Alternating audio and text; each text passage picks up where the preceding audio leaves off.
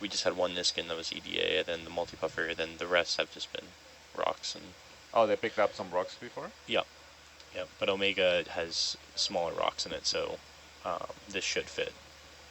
They are in the buy box? Yep. Ah, I didn't know that. How many are there? There are 2 rocks right now in Omega. Okay.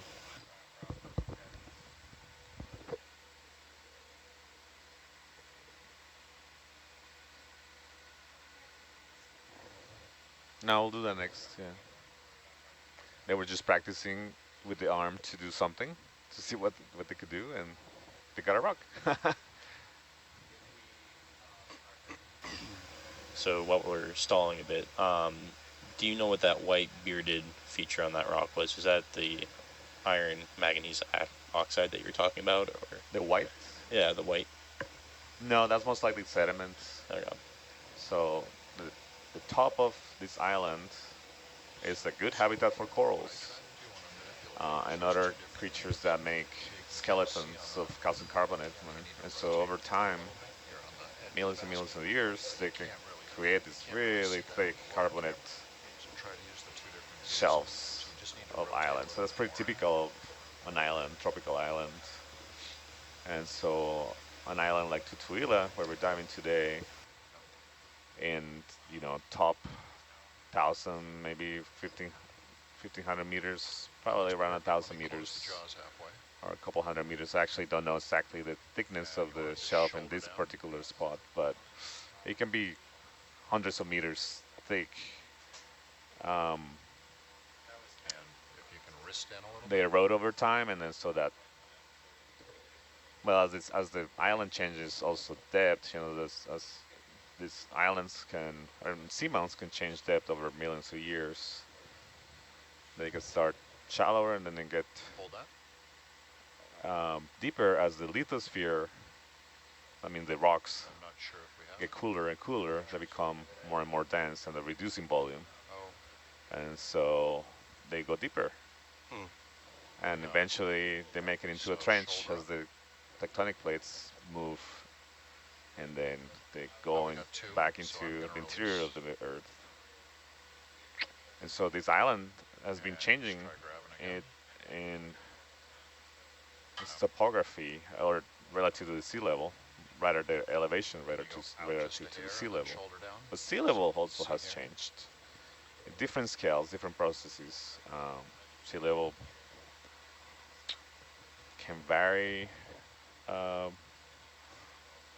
over glacial periods, for example. When more water is trapped in ice, the sea level drops. And periods like now, when we still have ice caps, but we don't have as extensive layers of ice, the sea level is a bit higher. Well, not a bit higher. In some places, like 200 meters higher. Pretty significant. Yeah. And so all those factors contribute to the formation of those shelves. I see. Over long periods of time, they erode and then they turn into sand that rolls downhill, and this is what we see. But as you get deeper, the less sand makes it deep, or like it's more spread, not as concentrated as near the top, and so you see more of the volcanic rock, underlying volcanic rock exposed.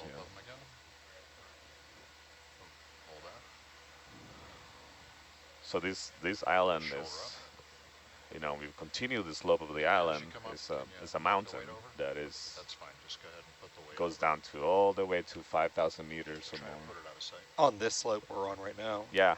You could keep going down slope. You still have about 4 kilometers to go before you reach. You are off the mountain, right? You're in.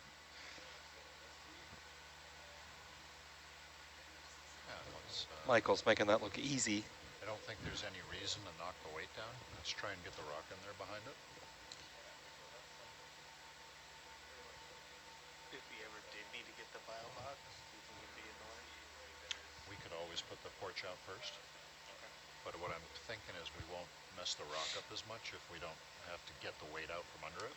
And so creatures like corals and sponges tend to colonize in the deep sea, and particularly in areas where the ocean is not as productive as coastal regions of the continents, where there's a lot more nutrient input from land. And then probably current as well, right? Where there's stronger current. Around here, Yeah. not necessarily. Oh, Depends okay. where you are, right? I Near think if you coastlines, just shoulder down. coastal regions is where we have some of the strongest currents in the planet. Like, think about the Gulf Stream. Kuroshio current and other western boundary currents are really, really strong currents. And they are hugging the coastline of the continent. But out here, we are more, at least on the surface, we're under the influence of currents near the equator and the currents in the Southern Ocean. And so Come we're down in just a a hair more. transition Shoulder down. latitude where Now we got it. we have in Alright. the north a westward moving equatorial current. And then in the southern hemisphere here, the southern Pacific, you know, when you start getting the Southern Ocean, there's a very strong flow eastward, Just shoulder down. so the opposite direction. And I'm going to we release it. see this latitude is really massive circulation features, like really big eddies that Nice work. Okay, that sample is Very then nice. collected there in that black box. And just to confirm, that was 008. 008, Roger. 165. Thank you. I'm going to bring the porch back in. And same Note happens the with depth. the wind circulation. There's big cells of weather that And right now we're getting big cells of weather intermittently from the Southern Ocean. You can see them in the weather maps. They're dislodging from down far south, and we get affected by that weather up here and more central South Pacific. Yeah.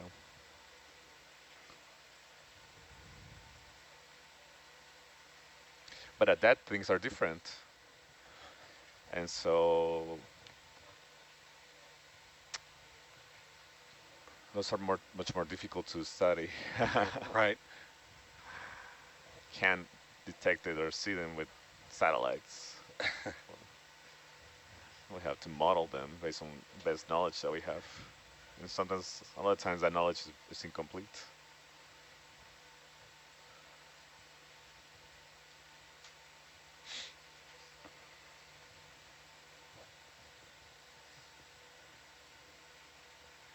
How are you doing there, Jacob?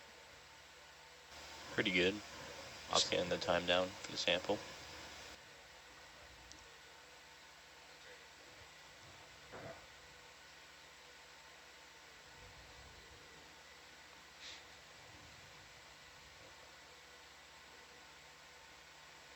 And we are done getting that rock. I'm not sure. Would you like to go ahead and attempt to sample the coral? Yes, please. So we'd be putting that in the forward bio box. I believe so. So would you describe this coral as kind of brittle? Is it going to break up when we grab it into pieces, or is it going to come off intact? The one on the starboard side will not be as brittle. It will be kind of flexible. Think of it like a rubbery, but rubber that it breaks easy. It's like, and then So I was under the impression that you were off after the one on the port side. yeah. I think we ideally want to try to get a sample of both, but we'll see what we can get. Sure, I'm going to go fly over and set up coming in this way. All right.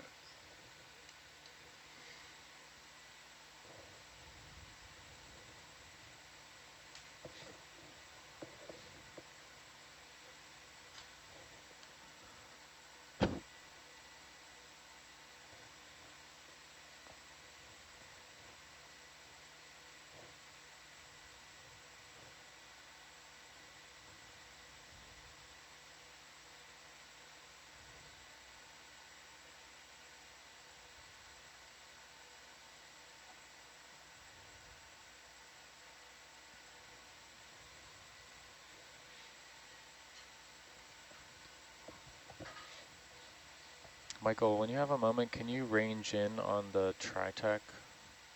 I think you can just bring the window over to the engineering computer. It's kind of on your, yeah, there you go. Unless you can see it from there. Right now it's like 7.5 meter divisions, and I think it's gonna only be useful like up here.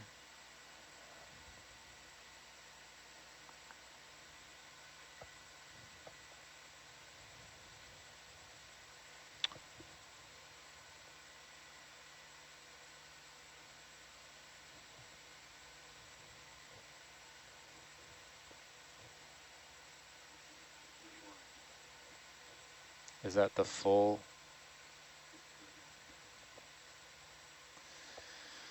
Yeah, I don't know how. It's such high frequency, we can't really see too far anyway. I'm not really sure at status how well it's working. Yeah, marginally better, but that's all right. I mean, we're sitting down with some stuff in front of us, so. All right, thank you. So Michael, we've been tasked with getting a sample of both corals.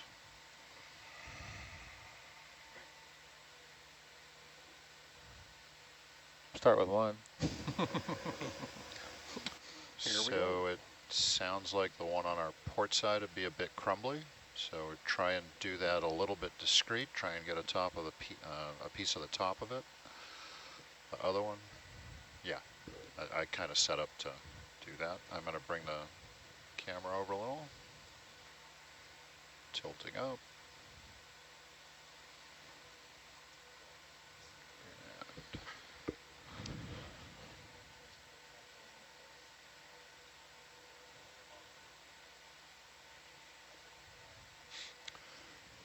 And what I would suggest is once we close on it is twist, and I can do that part actually. Yeah, this is a very exciting set of specimens. So I'm going to rotate the as I was wrist telling clockwise. you earlier, we know very little about these 75 groups or of 90 animals degrees. in this part of the world. So why don't I actually undo that until we get the azimuth over just a little bit, and I'll start going over it. It's interesting as you can, Just, we're set give here me a countdown or something like that. getting ready to sample. You see a lot of brown stalks over the rocks. Uh-huh. Those are dead sponges. Yeah, you can see on the other So those are camera the that we need to base shoulder of up. the colony of sponge. And maybe if I rotate now, It's really interesting. It makes me, a little bit. and we've seen in previous dives in this Still region see where- that Still need we to. see this very commonly, but even some of them are encrusted with manganese, so they're really old skeletons, like they've been laying on the seafloor after that for millions of years, and we see them, they're basically fossilized at that point. Interesting. Yeah. So it's really interesting, and you see really large ones. So that makes me think that there was this big change in the ecosystem, where there was a community that was dominated by these sponges that either no longer exists, or there's also could be a possibility that it's just a really, really old community, right? That is being growing and dying and colonizing for millions and millions of years. So either way, it's really interesting to see. Yeah, yeah. Can you use the amount of manganese that's deposited to kind of determine roughly how long? I bet you could. I'm not actually Shoulder aware of just rotate a little. colleagues doing that, and doesn't mean that they haven't. That's a good one. I'm not sure who's doing that work. Elbow up and wrist in. Yeah, if you have a knowledge of how fast Elbow is the up. manganese coat accumulating Azimuth over right. time, then you can use that as a way to age the sponge, or at So least I'm going to rotate the jaw. Otherwise, again. though, minimum age. Yeah. is there a way to tell the age of the sponge or how long ago it died? Ooh. Otherwise, It's very difficult And because I'm there's gonna open the spongy animals. So Yeah. normally the way that And it looks to me we age as if things you can like just counting rings and then or elbow sampling those down rings to or elbow in. measure isotope ratios. And That looks so good right there. So I'm going to go ahead when and you have close the such a jaw. porous tissue, number one, you can have very And I'm modern going to rotate the material in the interior of the sponge, right? So jaw. Blocking the jaw. it would not be I am going indicative to of the actual rotate age. clockwise. Interesting. And this is true, for example, of this coral that we're trying to sample. The bubblegum corals don't have a hard skeleton inside, or don't have a... Oh, Nice Yeah, so sand. that Nice, breaks easy. very nice. As, yeah. All right, so These are nice I'm gonna corals to leave collect. that, and I'm going to bring the camera down. Some others, not so easy. You really need a good cutter with a sharp blade, well aligned to cut them. Otherwise, you risk You damaging want to go ahead the and whole azimuth animal. right to keep it We in don't the view want because I want to bring the as camera much as down we can. and We watch don't the want box to come kill out. the animal, right? We only want to take a snippet of it. We know Is that the camera racked these back? animals, these corals, can grow their tissue All and right, regenerate. And so I'm tilting down. we know that although Just the in piece that we're case. taking Sword box is Yeah, a there piece we of its go, body, or the colony really, because it's It looks racked back a to me. community of polyps. So the only place to put the coral is in with those rocks. Yeah, that's fine, Tito. We can And share. I'm going to rotate that just a little bit to clockwise. And let's elbow it in. Oh, I never thought of that. So I'm going to rotate this clockwise, 180 degrees.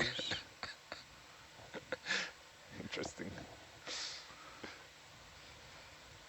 I'm gonna open the jaw.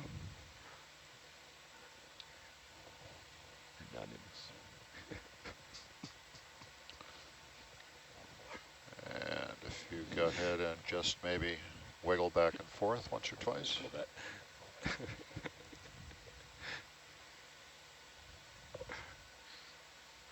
And how about elbow out? That's an awesome sample. Yeah. Yeah, So that is paragorgia. that went a lot better than I expected. genus. Nice work. Me So too. it's P Very nice work. So that was sample A 009. So I'm going to wiggle the box A in and out a couple times just to G try and get it to O settle. R Sure, closing the jaws. GIA. And Paragorgia. azimuth left. So you will find out that you'll So- learn that most octocorals, or many of them, not most, but many of them, Very nice. the genus name ends with the word gorgia, which is, a word that Would we comes like to from get the a good Greek. picture of that sample? I think it's gorgon, but it's of the... Okay. All right, I'm going to go ahead and tilt right a little bit. And so the prefix And is I'm what gonna gets pan down a modified a little lot. bit. Paragorgia, chrysogorgia, plurogorgia. There's a lot of different gorges. Not all of them are like that. Like, Looks like we got some brittle look at stars that beautiful in there coral. And it has a brittle star associate. too. Yeah. Excellent sample. I don't think I noticed the associate before. Oh, great idea to take a zoom on this bio box. Wow. You can What is see that? Yeah, this is an ophiuroid brittle star. So it's a canoderm that we often see living associated with octocorals in the deep sea.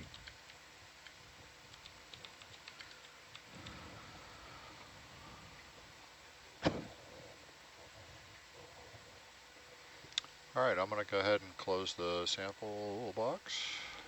Excellent. Thank you so much for that sample. Ah, Yeah, beautiful sample, Michael. I'm going Yeah. to go ahead and bring in the porch. And I'm going to relocate for the other one as the arm stowed. Thank you. I'm going to go ahead and bring my camera up. all right. You know what? Maybe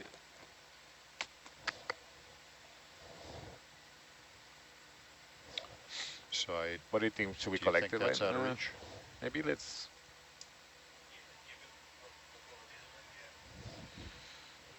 No, no, I was just thinking that we just collected a sample, and I forgot to.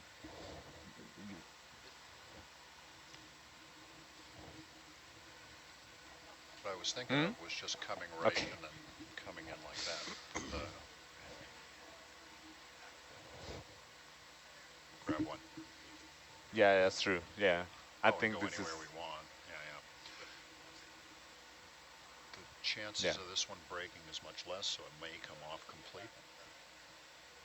But I think once again we get the grip and we twist, see what happens. But I'm envisioning just kind of lateraling a little Maybe to let's starboard, do bringing this the porch over coral like that to get collection, the manipulator and closer to it. we move a few meters away, and then we can trigger the Niskin. All right, let me see. How's that?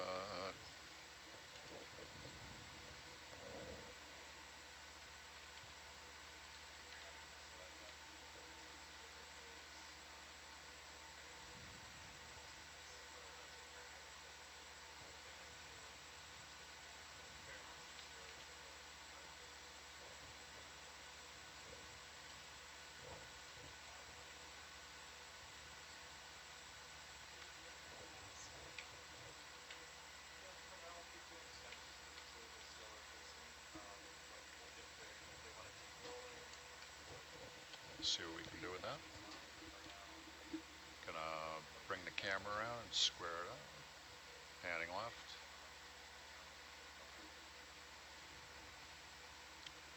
Jaw open.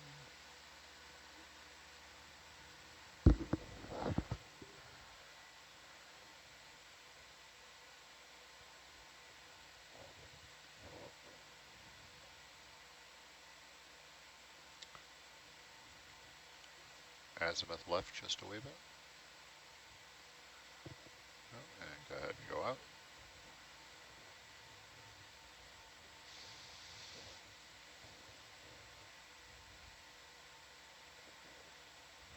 Oh, great. Just Just reading come out a little bit more. from Steve Oskovich in Got the this chat that he his perception is that this is a different species of than those of the one colony that was collected in 2019, which is the only previous one collected from this region. Okay, that's looking really good. I think shoulder down just a wee bit. This was a very good viable sample. That looks like it. I'm going to go ahead and close the jaw. Yeah, this is the brittle one, remember? It does. I mean, I can see that the port jaws are on one side and they're on the other. You seem to be just above the white spot there with the starboard jaw. So I think we're going to be grabbing down by the base. All right, closing jaw.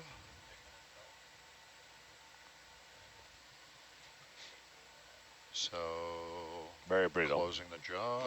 So these are precious corals. We have some of it.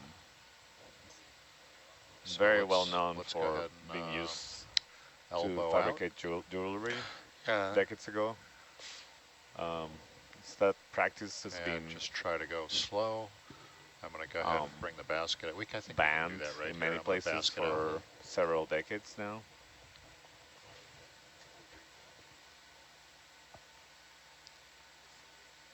Because these corals, like many corals in the deep sea, take a long, long, long time to grow. And so the damage done by industrial scale extraction bio box open. Tissue and whole animals has a big impact that lasts for a long, long time.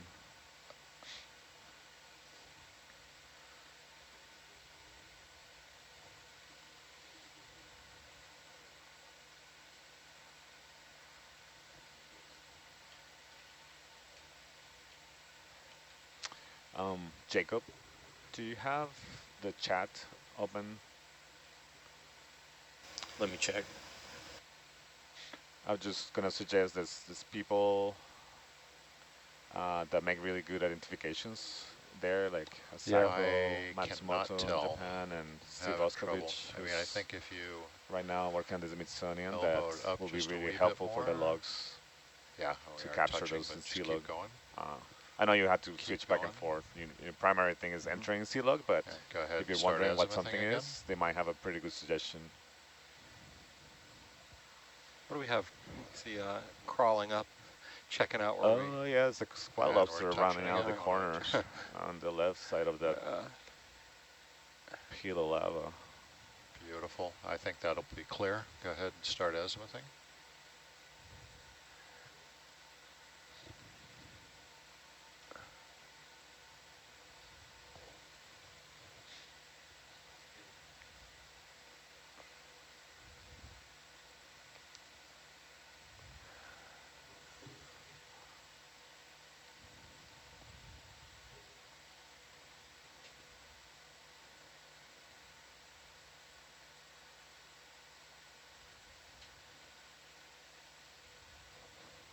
So for X and Y, just keep an So eye on this your one, the down cam here.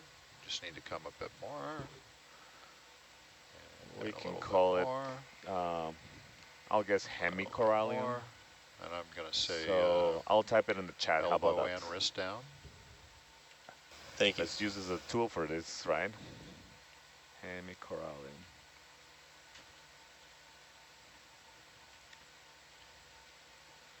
You got it.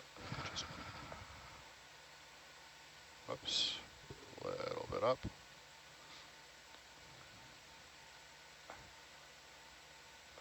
So the shoulder is all the way up, so I don't think you can do much with that. So I think you have to elbow up a little bit.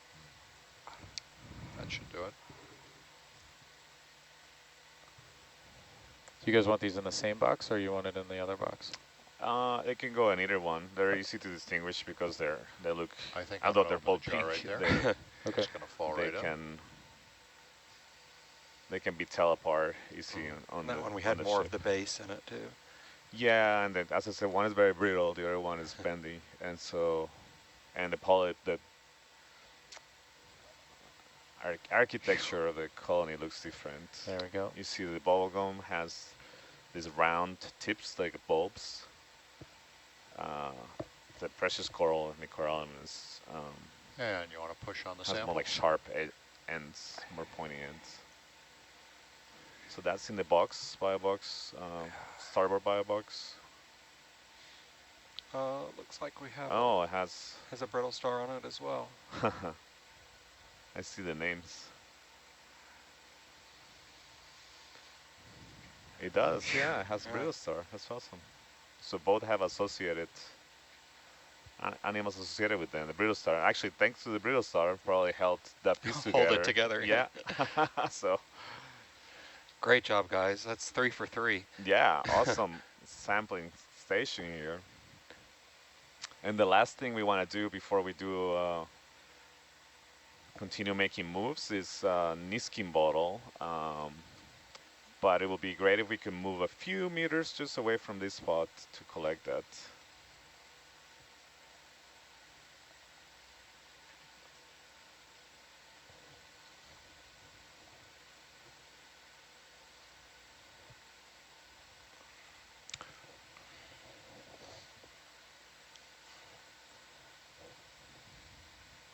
For your consideration, this may be the last Niskin we get because of the geometry. Okay. I'm going to square the camera up to fly a couple meters up Annette, to get ready to do the sample. what do you think? Did you hear what the pilot that this is likely the only other Niskin sample that we're going to be able to collect, because so the triggers for the bottles are kind of like on the armpit of these manipulators. It's really hard for them to get them. So I guess that we need to factor that into whether we take a sample now or we wait. Maybe we see something more dense. Well, you know, something we live, could do or- is try one of the more difficult ones right off the bat and see if we can leave number 5 for Because later. the one that was collected before was over Yeah, sediment. I think that's a so good like, idea. you know, it's two samples will be two different. So I'm about 4 habitats. meters off the bottom. So Santiago, I don't know if you heard that, but we might go for one of the more difficult Niskins. So then, if we're able to get that, then later on we'll know that we can get one of the easier ones. So. Roger, guy. That sounds good. Good plan. Scratch your armpit. Wow, this is like trying to scratch your shoulder blade. Yeah.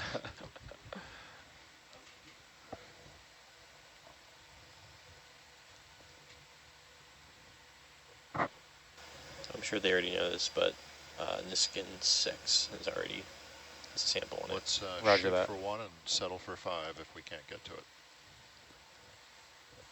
I like that attitude, Tito.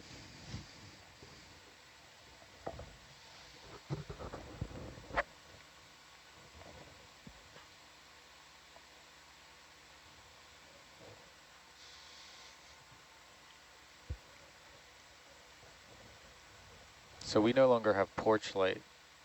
Was that correct? So this is our lighting situation.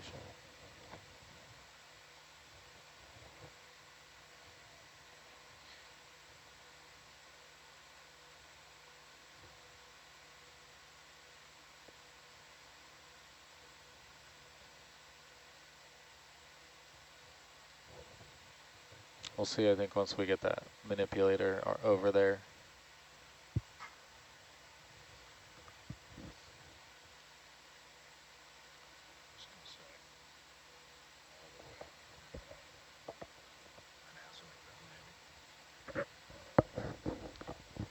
Roger that, loud and clear.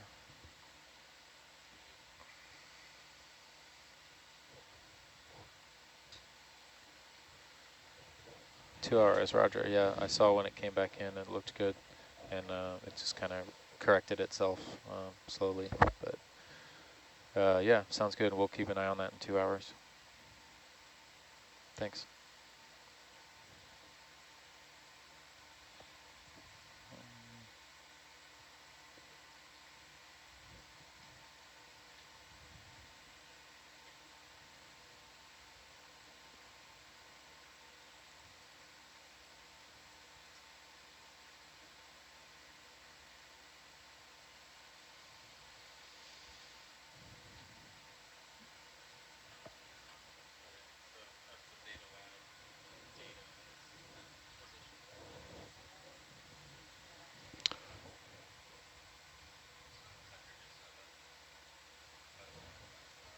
I've got the camera retracted all the way.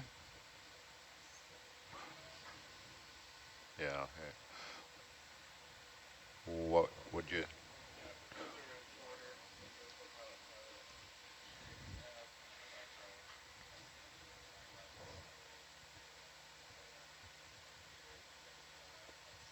So I think the only way we're going to get this is with the shoulder all the way up and the elbow all the way in, and then just azimuth around. Yeah, there you go.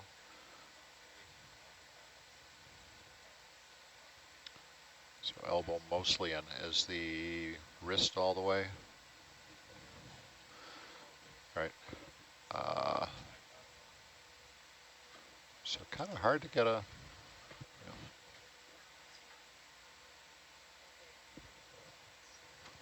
I keep forgetting about the forearm rotate.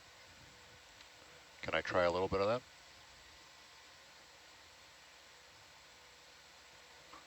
So maybe elbow out just a hair.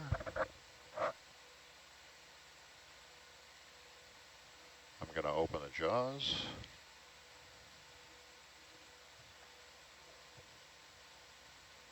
Jaw doesn't want to open. Yes. There it goes. So, how about elbow out just a hair? Sounds good.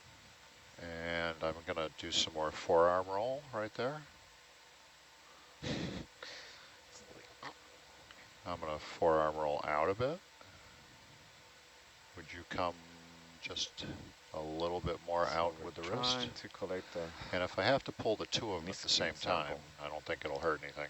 That is challenging with this manipulator out of here and the position that the triggers are.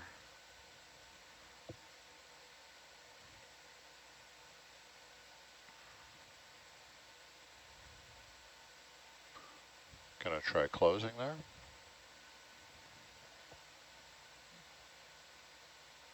This is the craft Just a appreciation heads up, dive. sample or Niskin bottle 6 does have a sample What's that? in it.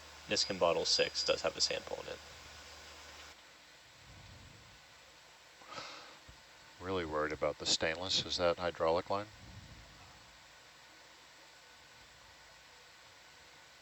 Yeah, come out just a hair more with the elbow.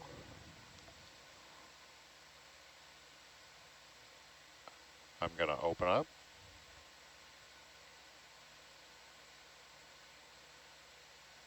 If I'm going to...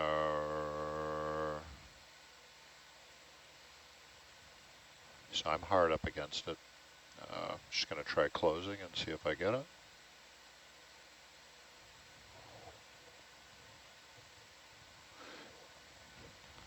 Yeah, we may have gotten all the Niskins we're going to get. Yeah, afraid the geometry is keeping us from being able to get any more of those. Okay. So to confirm, you Let me weren't get able to fire that one, right? That's correct. Okay. Oh, wait a second. Let's see.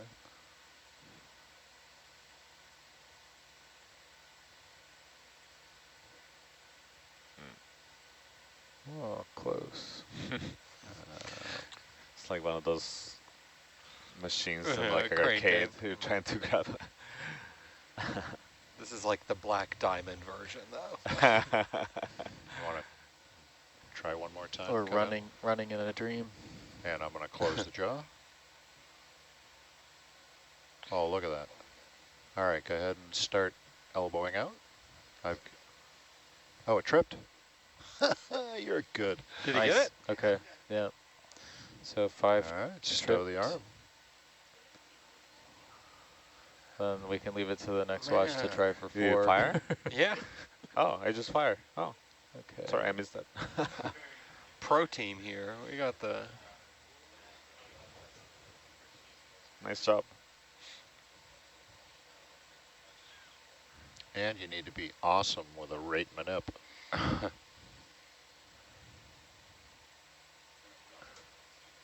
Just to confirm, that's sample 11. All right, let's grab that Oh. mat. Is that Yep. correct, Jacob? That is. Thank you. Sample 11, Niskin. All right. All right, squaring up the camera. So that was an awesome set of collections. Yeah. Thank you so much, pilots. Yeah, great job. I think our next Very move nice is work, to brother. continue following this line of rocks, ridge, going uphill towards waypoint 3 and see what we see, right? Okay, roger that. I'm going to just continue up towards waypoint 3. I think we'll probably lose and gain rock tracks along the way. The graph comp isn't Roger. there anymore, so we can just go straight through the vehicle and starboard bio box. I think we can do it. All right, pilots, so we're going to line back up. We're going to be going 155. So we'll have Atalanta go in that direction, and then Hercules will also drive in front of Atalanta. 150? Yeah, 155, 150. 155. Whatever it takes. Splitting hairs, yeah. What'd you say, 1 And by it- 5? I think we're ready to begin the next rating sample. Oh, resume. Yeah. What's the volume in it, man? Oh, perfect. Yeah. Yeah, we're not going to change much depth, maybe like 20, 30 meters So then in vertical gain. you can see they're starting to get aligned. And this is pump 13. The depth. I'll wait for you to come ahead before I start turning. 13? And Yeah, then 13 it takes is a while on. for the ship Got to it. move, so I'll just call that in now and Going then get uphill. situated. Bridge nav. We'll step 50 meters, bearing 155. Thank you. We'll still be going at our slow pace of 0.2 knots until we get all comfortable, and we can increase speed to 0.3. Yeah, and you want to line up Atalanta's heading? Yeah, as soon as you get ahead of me. Sure. So yeah, you can see Herca's getting in the box, and then you can see that camera's tilted down, and you'll see Michael will click his buttons, and you see Atalanta heading there, starting to change, lining up there. You'll see So this, it's only gonna, you know, you're familiar with radar sonar, it's only gonna show up once you do the one pass over, so it'll be a bit smeary on this one.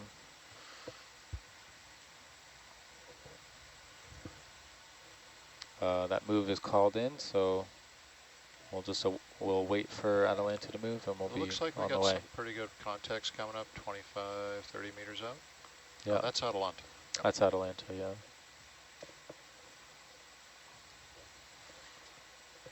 We'll see, it seems to be intermittent, sandy and rocky outcrop.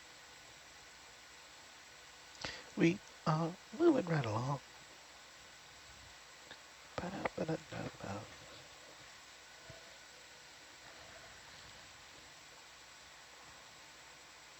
Yeah, we do intros. What was that? Did we everyone do intros? I don't think so. We were just so now's amazed the time, by our... BJ. Do what now? You want to do some intros? Yeah, no, I was waiting until we got that move going. Michael, Tito, can you guys introduce yourselves after that impressive display of, you know, partner maneuvering? We got a little huckle there. We do have a bit of Yes, we do. Never mind, So DJ, looks to give a me like second. Sure. if I did a port We turn. should be fine, but like... for Yeah, I don't some see reason- any wrap. Well, looks like it could... Maybe Wait, there that's was a one in- 6-8 wrap. Yep. We do That have is a... a tether wrap. yeah, for sure. So it looks to me like if I did a port turn, That looks correct to me as well. and I'm going to hit auto depth. I don't think it's really wrapped. It could be that there was a twist in it. I don't know. I don't know how straight it went on. Well, it wouldn't hurt to take let's try the turn, see what happens. Yeah. Maybe we'll stretch it out a little bit and not pull on it, but just Yeah. kind of see if that flops out. But my Yeah. experience in two-body, I think this may help. So I'm Yeah. gonna do And then if we 360. recover with our knowingly with our app, we'll just let them know that they gotta undo it on deck. Or they can undo it at the bottom at the end. So see if it flips over. Looks to me like that would solve it. So when he's doing a maneuver like this, you can watch all the cameras, port, starboard, make sure the tether doesn't get caught up on the light bar or anything like Yeah, that. that looks good. I'm going to scooch ahead. So he's gonna go ahead there. Our ship move is just starting to be felt.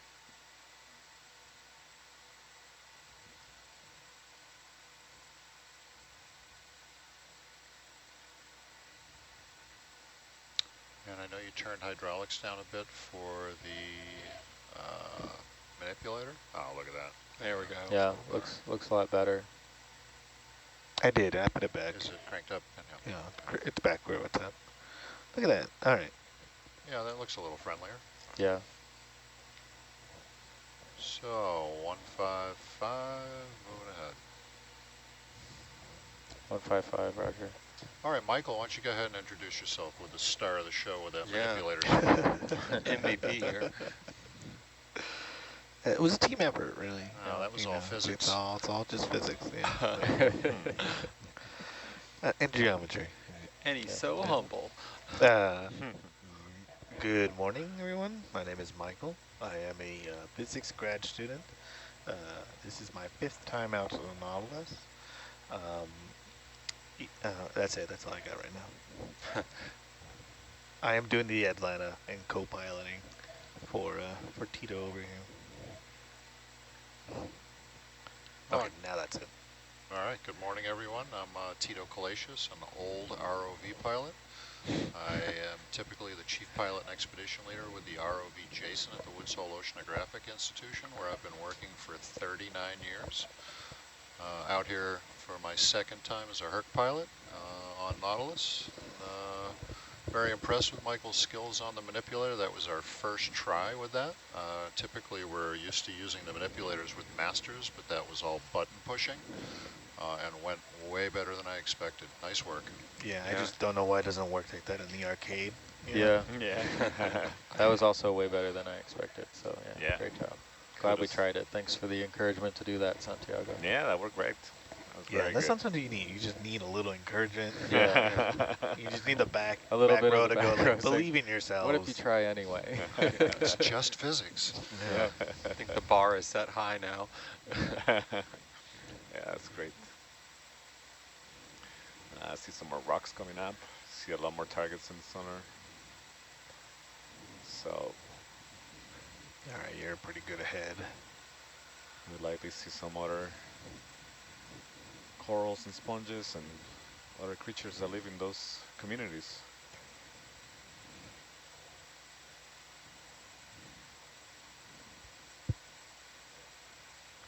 Are we going 150 or 155? 155 currently. Fife. Got it.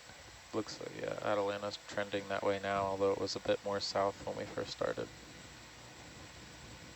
Make my way down south.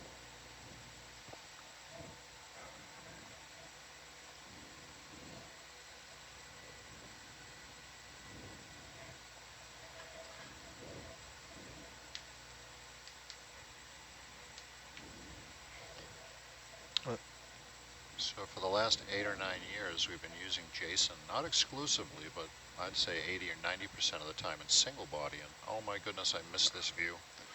Oh, yeah. Uh-huh.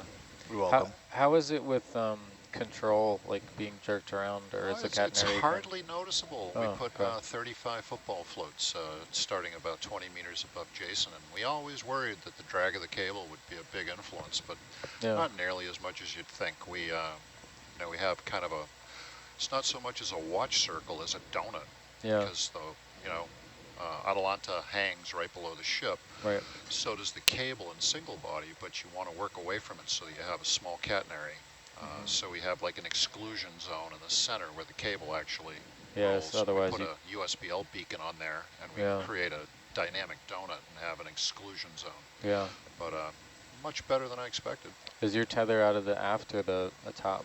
Well, so when we do two body, our tether comes out the same place yours does. When we do single body, we're actually lifting the vehicle with the 842 cable. Yeah, makes sense. And we also have heavy lift capability, so we can put as much as 4,000 pounds under Jason with the hydraulic stab pins. Nice. Do you have heave compensated winch? Or We do for when we do the heavy lift stuff. We have a couple different MRUs attached to the winch, and it removes probably 80 or on a good day 80% of the heave, and makes a big difference when you are going from light to heavy. yeah. Because what you also have to do is line the ship up. You've got the ship offset because of that exclusion zone. You get Jason on top of the package and start hauling in cable and heave comp and bringing the ship until you're lined up directly over it, because you've got packages right next to it, those junction boxes and such. I'm going to Works call in pretty well. another ship move real quick. Bridge nav. One more step, 50 meters, 150. Thank you. Back row, we've been going 0.2 knots. We can go a little faster if the pace is a little slow. It's up to you guys. I would say let's Well, now we got this rock up take here. a few more peeks on these rocks, Yeah. to see some newer things. I saw a coral that looked different, so I want to see if we can get a few good targets to take a look, and then maybe we can, after that, we can consider increasing the pace a little bit so we can cover a bit more ground. Yeah, that last one had like more of a primnoid morphology, but I don't know that it was one. That's right. Yeah, that's what I thought too. Yeah. It'd be great if we can see another one to It's take a lot good of look. words and a lot of terms. That's another. It's some like pillow. Yeah, it's a broken pillow there. Yeah. Yeah. Yeah. Really cool. Ooh, that looks Hello, cool. What's lava. that? Why does that look weird? Is The rock there with the Yeah. So see maybe old another bottom Sanskrit coral. on it. This. Tito, can we take a look at this? No, we don't. On Need the bottom right. Yeah. We don't need to see the Sanskrit tablet. Oh, there you go. Oh, I yeah, get there's it. some bits. That was funny. Yeah, so these outcrops are much more dramatic now. So we're getting Uh-huh. to steeper terrain. Looks and like some dead sponges down there too, or yeah, lots of dead sponges. Lots of dead sponges. And it's interesting that the ones that you see there, I remember this, look different from the ones that are alive, right? There was like suggesting a change in the community. Like some species were doing well and then no longer are, and now there are different ones. Okay, so here's a good example. I'm not saying that's the case right This now, but I rocky remember seeing terrain that in right previous here. dives. You can now see it in the around visual here. camera, Atalanta. So if we want to take a look at this rock, we might I think hold you remember the 7 ship, years or later. Tito's going to eventually have to get up so we can It's a good keep memory. ourselves I on know that box. rock. Yeah. So it looks like also like a coral skeleton on the right. That is that yellow one. But Michael still has some up I that don't know he what can it go is, but that looks alive. to clear this.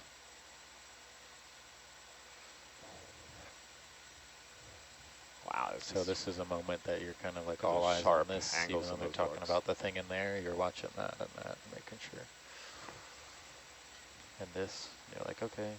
This might be us. Yeah, yeah. So we'll have plenty of time to get out ahead if we need to. Otherwise, we'll hold up here. Tito, you got a shout out from Hugh and everyone at Craft is saying hello to you. Hugh Davies back in, wow. Hey, Hugh, how are you? Long time. Wow. I haven't heard that name in 25 years. So Tito, we've got this terrain that we're heading towards. Okay. We'll I was trying to land there and just Yeah, not finding yeah. the bottom. Yeah, thanks. It's hopefully we'll see. We'll probably see another one. There's a better spot. Yeah. And we can always hold up whenever. Now let's cover your ground and then we'll see. So if you strafe over to your port, that'll get us, I think, a little bit more lined up. There's another one. Also, I think before the dive, I bubblegum corals there. And we've seen moved several the of those handle already. on the slurp, We got a good sample. so we might be able to use that. Something Oh, larger. there's some whips, yeah. It was some facing whips the other in way, closer to distance. the craft, but I didn't know we Tito, were you not see these using ones? the craft, so I flipped Yeah. it to the other side. So Michael, you need to come up. yeah, So I am just starting to encounter some pretty good currents. yeah. Yeah, so Yeah, you can see. I looks see like we've got the coral to vibration. match. Yeah, Yeah, you can see the corals are, yeah, they so I like am that. going to have to for face sure. into the current. Yeah, Oh, I see a big bamboo coming up. so you can see the winch moving, Whip. and then the terrain will This is get out of our ring. That's a bamboo coral. It's what we call a whipped coral, but there's Yeah. many different whipped corals. So this makes sense, he Bamboos winched can up. make whips, but so can many other families of corals. So whip is referring to how they grow. Yeah, so it's above the morphology, right? It's a single long branch. That it doesn't. Some of them actually branch a little, but some others don't at all. This one is one of those. It's hard to tell how big it is. But you can see the lasers, 10 centimeters. So Yeah. this is probably a couple meters tall. Yeah, very tall. Right. Probably taller than you or I. Yeah, we're starting to see some more bigger corals, and the ROV's encountering strong currents, and so corals tend to like areas with good current flow, because that means more food particles delivered.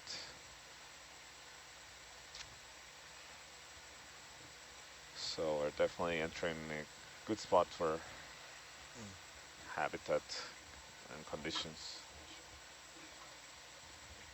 So we picked this spot because in the multi-beam bathymetry map that we have for this place, and we collected also in this You mean the expedition camera and setup? previous expedition.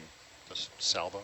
There's a ridge that comes from the flank of the island, the underwater, and the underwater part of the island, which is, you know, the largest part. It's about Right. 5,000 meter to sea level, and I believe it has a few more 100 meters of elevation gain until you get to the top of the highest part of the island.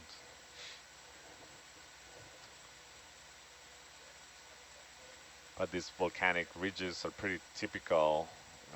You find them in seamounts and of volcanic islands around the world.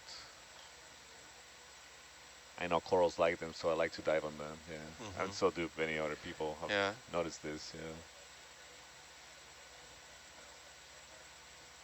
Yes, that looks like another hemicorallium in front of us, and one of those sponges that we're seeing dead on the ground. This one A living seems to one. be alive.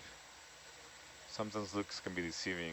They might look alive from the distance, and then when you get closer, you can tell that they're not.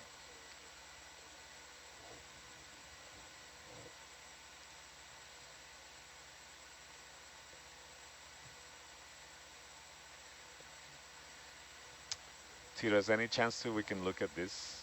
Sure. Or, I'm falling a bit behind, am I, Ernie? Yeah, I can hold position here if you like. Okay. If Yeah, we I'm wanna going to go ahead and bridge nav. put it down here.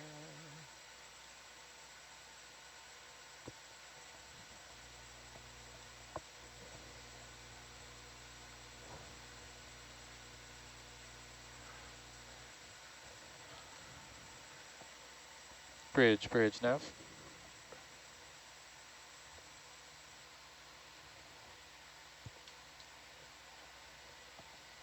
Might be. Oh yeah, can we hold position here? Thank you. So even though we're holding, we just want to make sure Atalanta doesn't go So too not so much. far into the wall. So we've got I visual forget that there, Herc has a overhang. but you can see Got a a lot watch of for.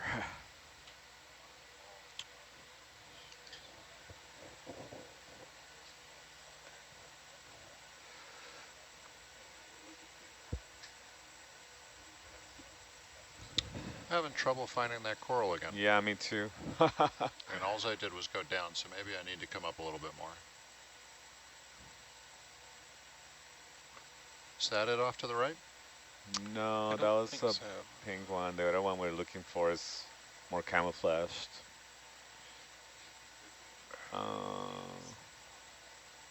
Well, so see some really cool like layering Uh-huh. on the rocks and some good like corals steps. on the right. Yeah. Oh, there. Oh, I there see it is, yeah. Center screen. Do you see it, Tito? Yeah, yeah.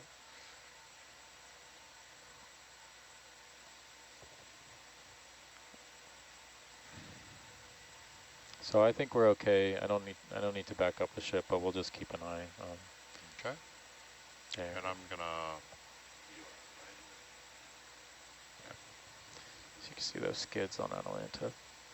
Yeah. So this is a premnoid octocoral, and we have a live sponge on the left.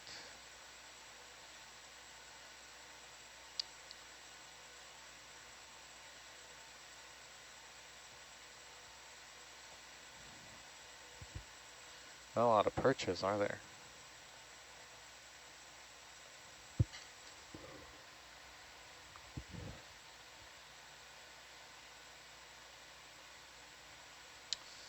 And And Chandler, then would you push? Santiago, what you know what species that is, or Yeah. So this is. I'm just waiting for the zoom to confirm, but this is a premnoid octocoral. Premnoid. I will write it down in the chat. perfect? So it's a family Premnoidae. There's many species, many species in this family.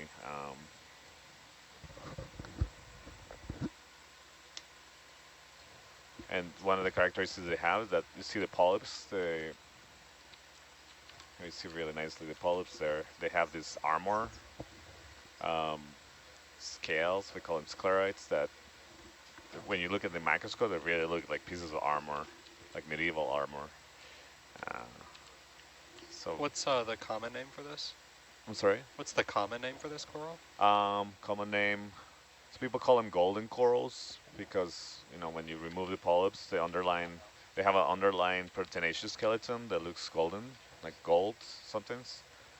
It is bendy and flexible.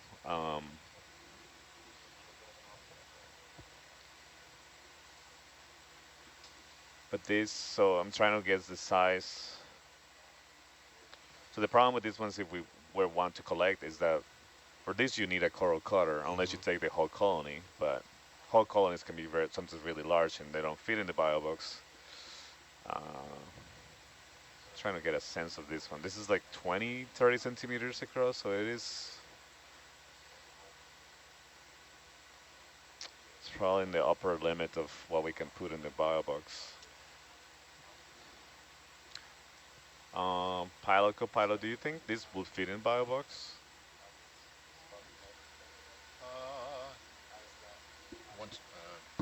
I guess once again, is this a brittle one, or how's it going to break No, off? this is won't break at all. This will. So this is get down to the base and yank it off? Yeah, yeah, because you can't really break it and can't cut it with that manipulator. You know, judging by how well the last few went, I'm encouraged to give it a whirl. Yeah. I'm going to back Atalanta up just a little bit, just so we're not against this wall here. I like that idea. Sure. Sounds good. So I'll just back it up. And so yeah, you're doing this is a primnoid coral. Trying to see if I can determine what species this Jana, would you come out, please? what genus at least could be.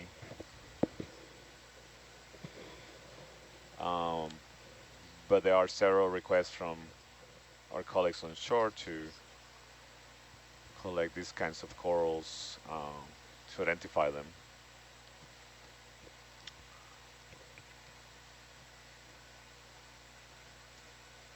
And I think it looks very similar to the other corals that we looked like this just a few moments ago. So I think it will be a good sample to characterize the diversity of this place, if we can get it.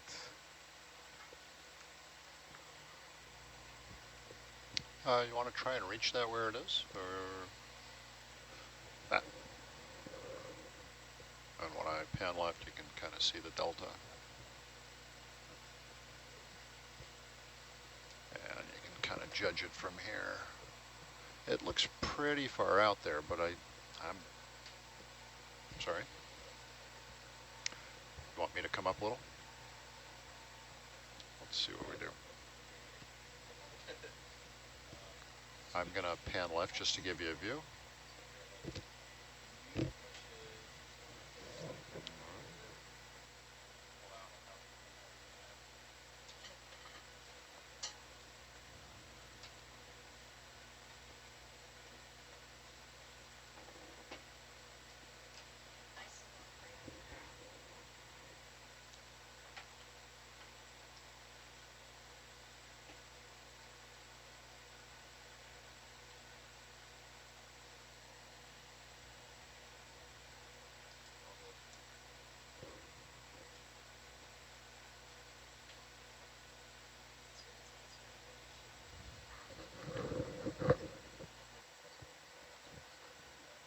So this could be a calyptophora,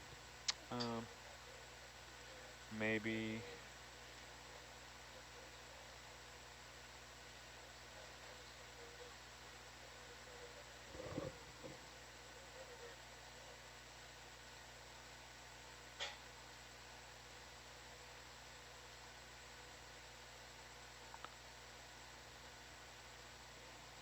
I am going to roll.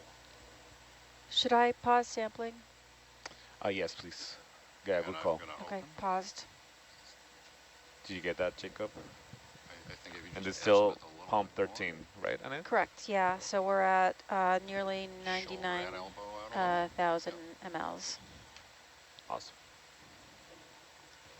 Santiago, can you, we have some questions coming in from viewers asking about the relationship between the brittle stars and the corals. Yeah, so brittle stars are commonly found in corals in the deep Let's sea. see if you just elbow out a tad more. The evidence that we have suggests that Shoulder down a they hair. are not eating the corals, but they are feeding on particles that maybe the coral gives them access to, Maybe a either close by jump. providing him with a high ground so where they can be raised above the boundary layer, or at least get a bit better flow and Man, collect more food. Nice one. So I'm going to come up and go Never in auto miss. X, Y, and Z, and then I'll bring up. And then, Just but gonna we've come up seen and that back they out of they here, can be so we have a little beneficial more to the room. coral actually. So for example, after the 2010 Deepwater Horizon oil spill in the Gulf of Mexico, some colleagues found that the corals that had brittle stars on them did better. Interesting. I think that the brittle star maybe have helped them clean and get their bodies free of those toxic substances that were related with the oil spill. So both oil and the dispersant, which is really, really toxic, highly toxic to corals. And so yeah, we know that, you know, at least in that example, we know that the brittles are actually a good thing for the corals, right? They help them keep them healthy.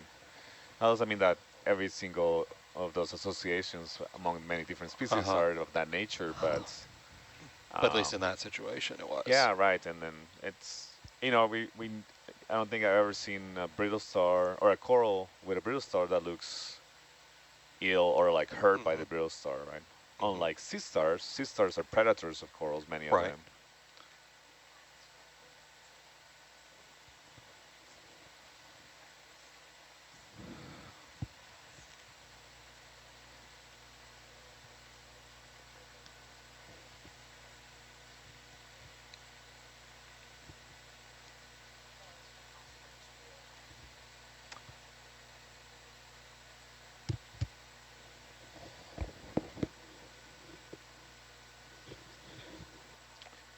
So, Yeah, I'm trying to. By this and by that, we're right over it. I'm going to rotate the jaw. Well, I wonder if I should, because then it can roll off, whereas if I do it straight up and down, why don't you just shoulder down a wee bit. Yeah, I'm not sure what genus this is. My first instinct was Calypsophora, but just a little more to the right. the polyps mostly point downwards, and there are some Calypsophora species where the polyps pointed downwards, I believe. Although many of do have them upwards, it's hard to tell. Just from images, sometimes what we're looking at. Definitely the family Primnoidae, but the golden corals, but more specific than that, I'm not sure. Maybe people in the chat have some ideas. Let me check. Jacob, what sample number is this? That is sample 12. Thank you. Sample 12? Yep. I think our brittle Roger, star associates may be a little mixed up in there, but hopefully they'll stick with the ones that they went down with. Sometimes they swap, but sometimes they stay. Hopefully they'll stay. We really don't have any option. We have 2 bio boxes. That's all we get, so we gotta make do with that. Thank you. That was an excellent sample. So I think we can keep moving along, trying to stay on this ridge. Seems to be pretty good habitat for these corals and sponges. And copy that. Yep, we'll be moving along. Awesome. Annette, I think we are good to continue the pumping. Sounds good. Resumed. Roger. And it's moving. So Yep, I'm going all to come good. up just a wee bit and start driving ahead. So we started pump 13.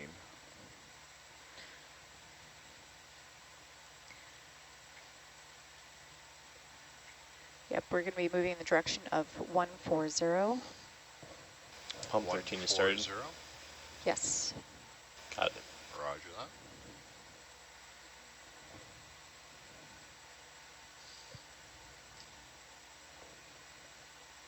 All right, just as an FYI, a lot of ex-Navy in the front row here. Oh yeah, I see we have Gabby in the navigator chair now too, right? Yeah, just Gabby, you wanna? I knew you were kind of Yeah. busy with training stuff. Let me just do a quick call to bridge and I'll hop out back on. Bridge nav.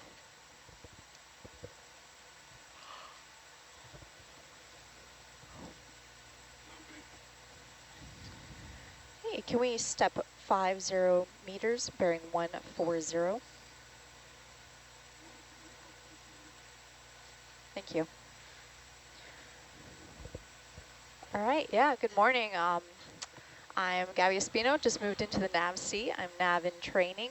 I previously was a naval aviator, actually, and I'm currently a grad student at the University of Rhode Island Master of Oceanography program online. So I know there's been a bit of some URI alumni here on the vessel and professors. And yeah, I am honored to be sitting in this front row with a lot of veterans here, and think we have the A-team today. Absolutely.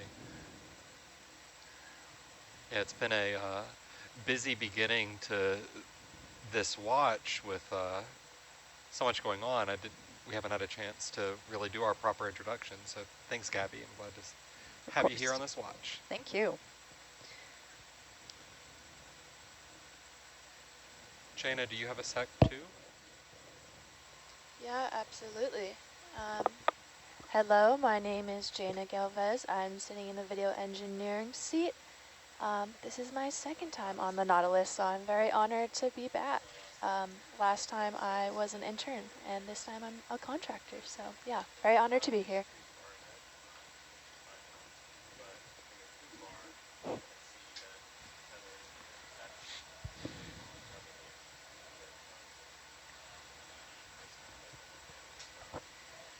That looks like another bamboo coral whip.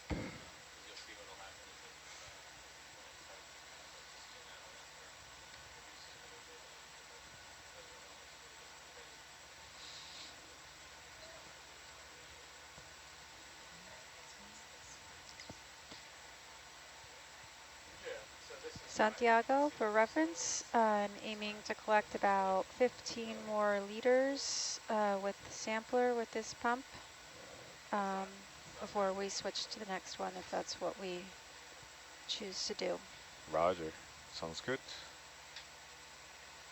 15 more liters. How many filters have we used so far? So we are on the third filter. Okay. So we could transition to the next one, or we could take a short pause before we keep going. I don't know, what do you expect based on the topography? So let me think. It is 6 a.m. local, and last time I checked, the plan was to come out around, I think, 4 p.m. local. Right. So that gives us 10 hours left.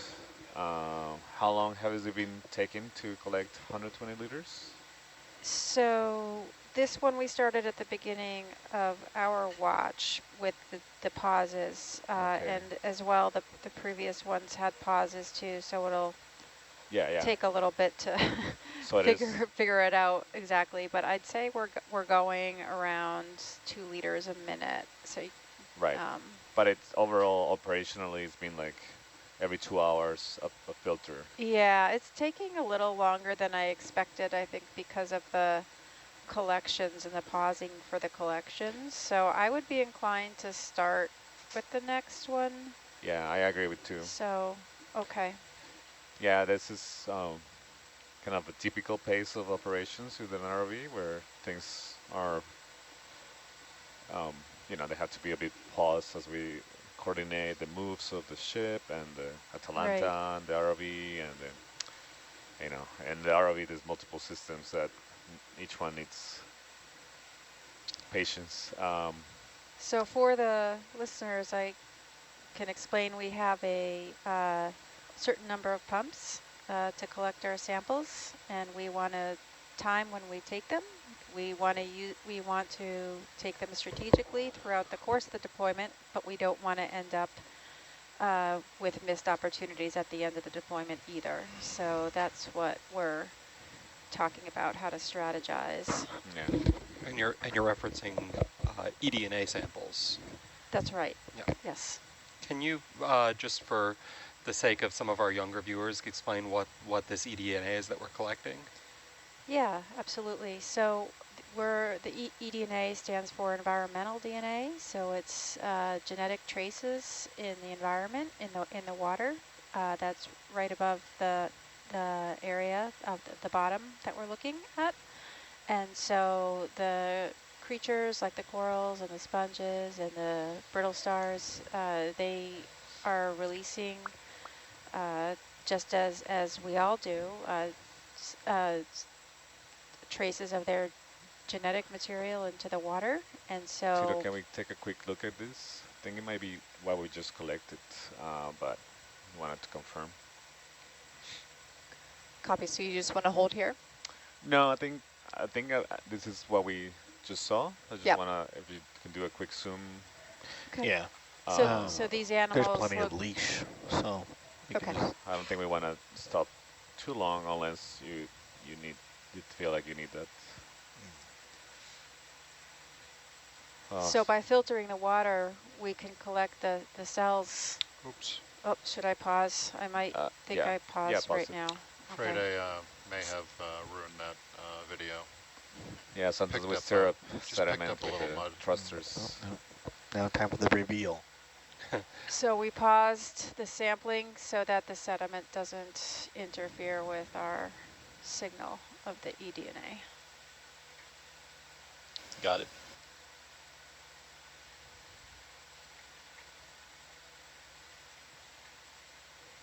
Wow. Yeah, I don't want this to interfere with the ship move and the track that you're going, so we can keep going if you think it's Ooh, gonna take what's a while that? to clear Atalanta. this. Yeah, you got something in the Atalanta. Jelly. Something strange looking. It's a strange looking jelly. I heard that.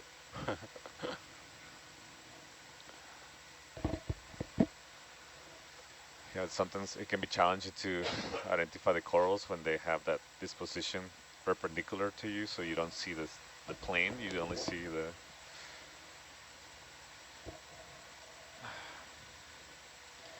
You don't see all the morphological characteristics that will help you identify what they are. So with the eDNA, we can use the genetic material to maybe identify some of these animals, and it'll be super interesting to compare what we've collected to what we're observing and on the video and collecting with a manipulator. And possibly even things that we haven't seen yet, you know, things that are more upstream that we just haven't visually seen. Absolutely. So this is where we're aiming to take large volumes, filter large volumes of water to maximize the number and type of animals that are down there that we can detect and collect things that we might be missing otherwise. Very cool. And to be able to do this, you know, in place as opposed to bringing water back up to the ship and analyzing it then. Yes, we would not be able to filter such large volumes of water on board the ship. The Niskin bottles collect, what is that, like 10 liters of water? And here we're collecting, you know, hundreds. So this allows us to detect more species that are down here. And we also know that from our prior experiences that the eDNA is more dilute in this deep sea environment. So we're really maximizing our opportunities to detect the full range of biodiversity that's down here. Just want to confirm that pump 13 is still paused. It's still paused. Got it. Should I resume? Yeah, I think it's a good time to resume? situation to resume now, yeah. Okay. We cleared the sediment. Excellent. All and good. We are resumed. Yeah, so we see 1704. more of these whipped corals.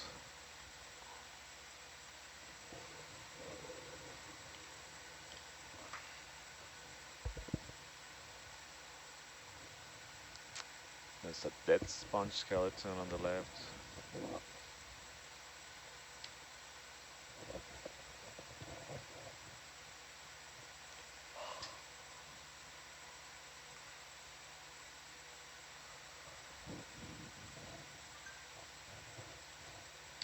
Yeah, so the only other time that we have put this kind of sampler on an ROV was last year off the island of Puerto Rico. So similar setting to what we're seeing here, obviously on the other side of the planet. But as Annette was describing, we observed that our standard sampling of 20 minutes of turning on those pumps, and which will give us something like 40 to 60 liters. Sometimes at these depths was not enough to be able to allow us to quantify how much DNA was in the water. So it's very small amounts of DNA, right? And that's something that Annette and my group have observed in many different cruises that we have collected data for, is that DNA becomes increasingly scarce with depth, and that is reflecting the abundance of life, the biomass, right? We know that biomass in the deep ocean decreases with depth dramatically. Oh, there's another one of those yellows. Maybe we can get a better look at this one, and also the whip coral to the right.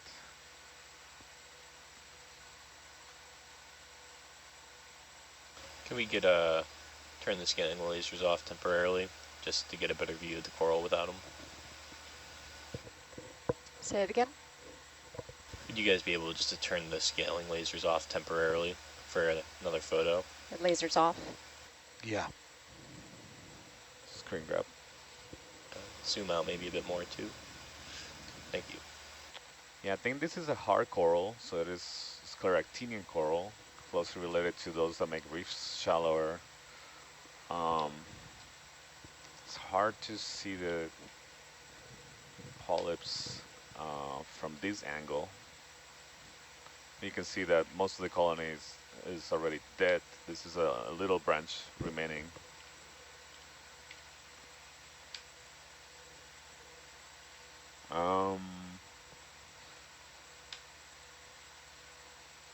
Yeah, let's Pilot, pull back out if you don't mind. how do you Yes, feel scientist. your position for that, yes, scientist, for that yellow coral to collect? Would you like me to reposition? Yeah, so the polyps are actually on the other side, so they have to go from the left, but I'm wondering if you can... So you're looking for video or a sample? I guess both, but I don't know how easy it would be to get an image from the left So the side, because boat's it would be still moving? putting No, we're at hold. the back of the RV We're at hold. uphill. But a sample will be real interesting. This will be very brittle. Okay, but you want to try it? Yeah, let's give it a try. I think Sure. scleractinian corals also have been very poorly sampled around here, and we've seen a few of these ones. So again, another one of those species that seem to So be... you might want to shut the pump off. I'm making some more sediment. I'm bringing Okay. Yeah, some along. might be time And to pause the when I pumping. start maneuvering like this, it's... Pump is stopped, and I think when we restart, we'll restart with a new pump. So, okay. So...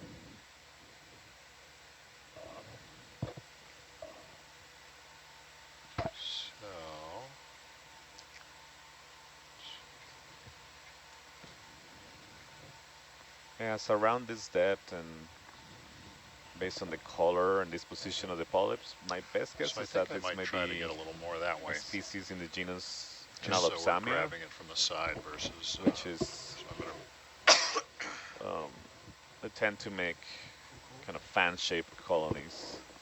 Cool beans. And usually they have the polyps on one side of the colony, and can be yellow or whitish colonies. Yeah, it's a cool name. But we'll see. Obviously, we'll get a better sense of whether that's the case when we get a zoom and hopefully a sample. Oh yeah, that's a better angle. all right, I think we're going to do that.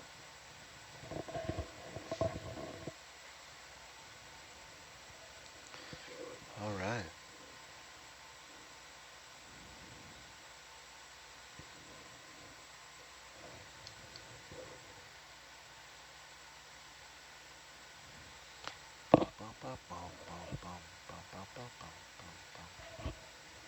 See what we can do.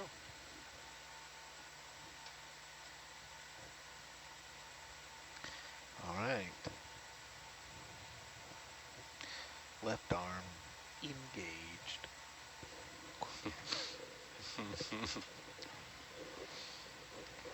It helps. That helps.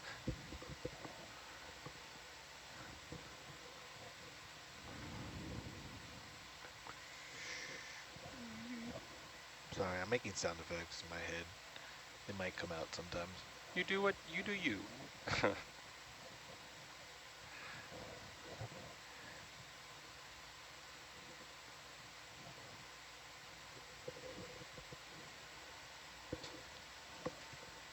Oh, look at that cool jelly. Yeah. Should we ask Jana to push in a little? Current? Oh, bonk.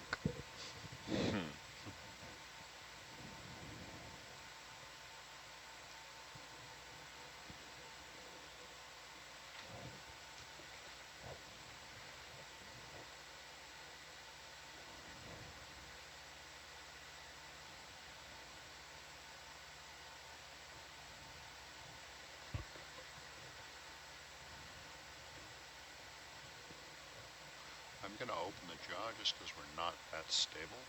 And when you get in the ballpark, I'll...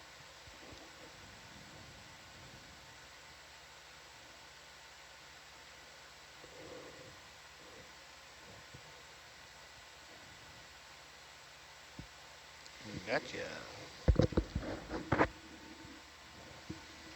It's nice seeing so many viewers from all around the world. We have community college, Barstow Community College, and viewers from Lexington and Atlanta and Kauai, all over, kind of tuning in right now. Some Santiago super fans here watching. How far do we want to go down there? When you're with other organizations. How far are we trying to go down? So we're getting the other one, the yellow one? Oh, the yellow one. I'm over here trying to get for this one. Oh.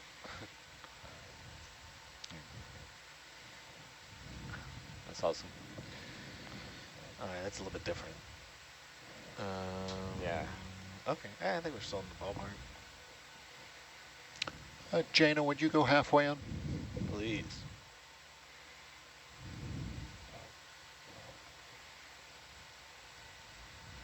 So this is going to be very brittle. Can we get a quick zoom before you? Sure, let me line that up a little better. I want to get some good video.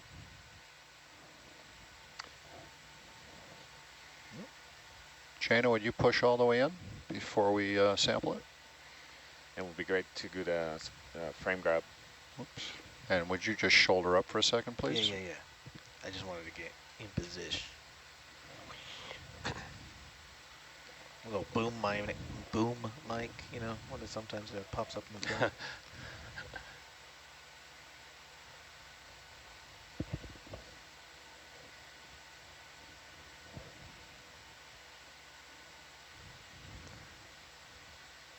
Cool. Santiago, this is going to break up pretty badly when we grab it, right? Correct. So would you suggest we come down to the end to just try and break a piece off, or you want to go for the whole shebang? I think regardless of where you come from, it will shatter into many pieces. And so one of the strategies that I've seen work well is actually not completely close the jaw, but try to keep it slightly open. Sometimes works. You gotta have a sense for it. Obviously, this is challenging with this manipulator, so know that there might be a risk that it will just all fall on the ground, but I think it's worth the shot. What are your thoughts on picking up the rock? So sometimes it helps kind of like try to scoop in it. Is it that big? Well, I'm looking at the jaws, and it's a bit behind it. Like, not take the rock, but just scrape it into the box. I get that. So you mean pick it up and put it over the box? And then kind of like scrape it against, maybe? That could work. If you could go in like that, that does seem viable. Yeah, because the base would be the strongest part. So if you can. And the rock's not going to fit, so it'll just fall off. Yeah. Is that all the way open, the rock, the claws? The jaws are all the way open. All right, let's...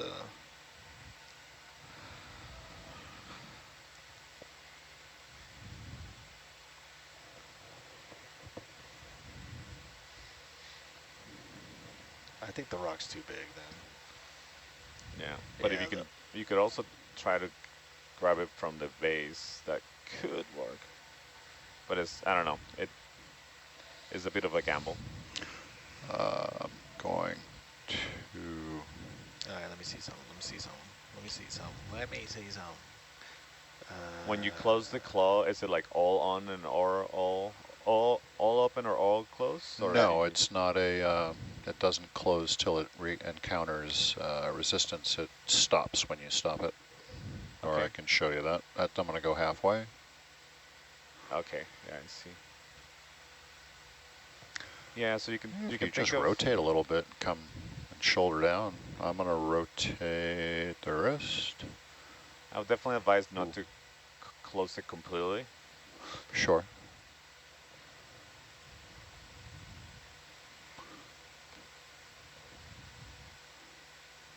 So azimuth just, yeah.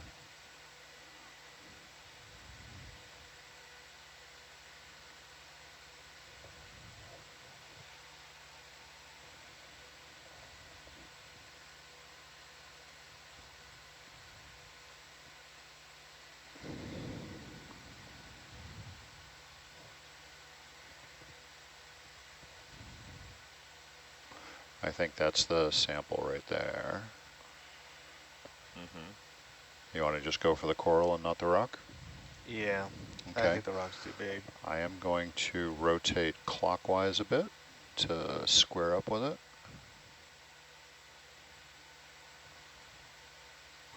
And I think you just need to sweep the wrist a little bit down.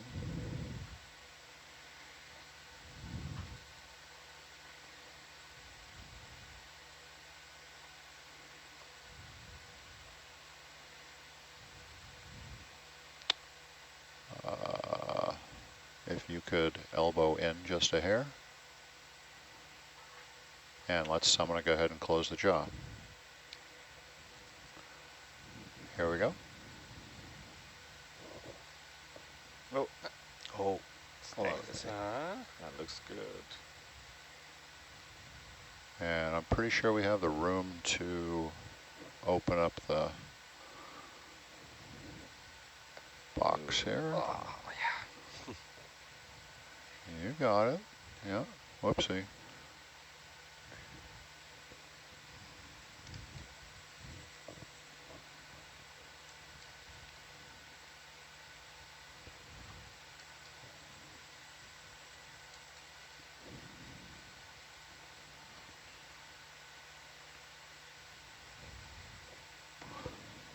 All right. I am porch out.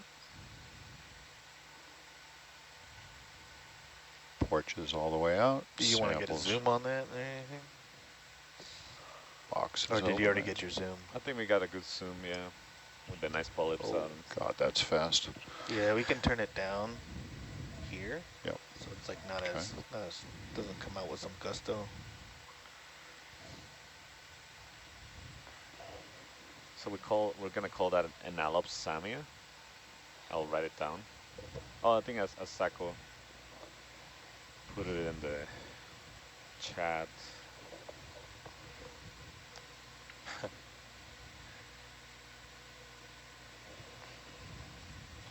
Yeah, so you can grab it from the chat.